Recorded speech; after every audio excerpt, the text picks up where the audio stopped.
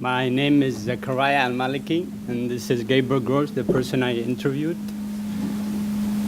Gabor was born in 1935, and I thank him and Dr. Frug for giving me this opportunity to learn about the Holocaust, which opened my eyes.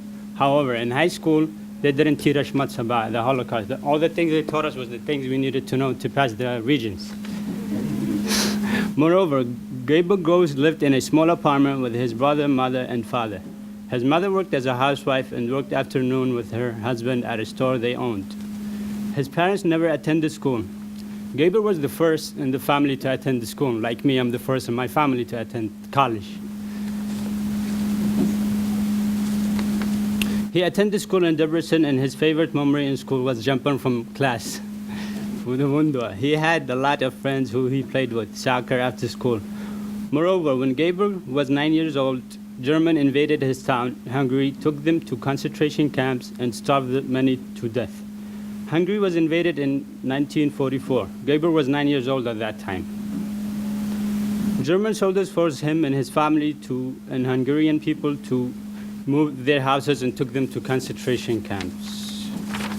They killed thousands of them and starved thousands to death. Their daily food was a pound of bread that was cut into 24 pieces and given it to 24 Jews, and it was their meal for the day.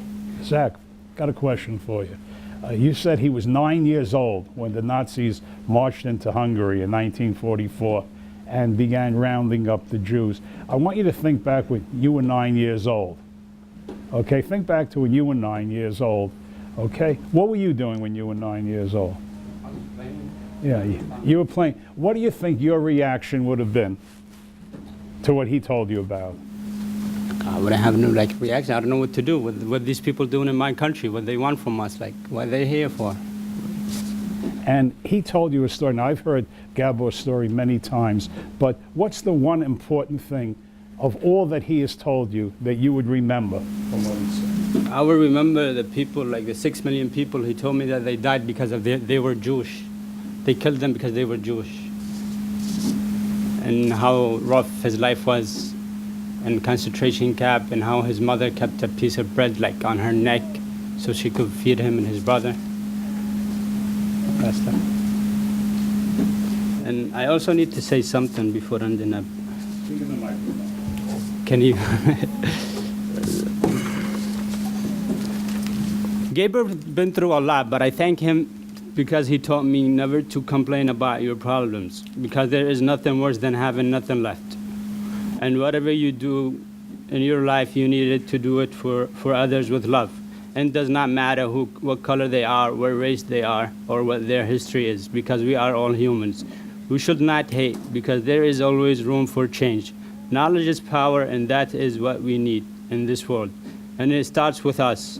It starts with our children and education, ourselves too, just to see others the way we want to see them. Because that is what we all want, and it is what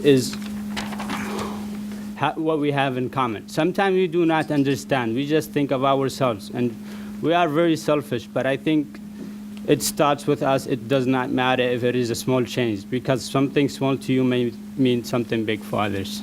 Thank you so much. Now, Gabor, I noticed you did one thing. When you came up, you started making nice to him, and you shook his hand. Why? He's a very friendly young man, and speak to me very frankly. He told me about himself, and I like him. And the first thing he did, he asked me if I want a cup of coffee. And he bought me a cup of coffee.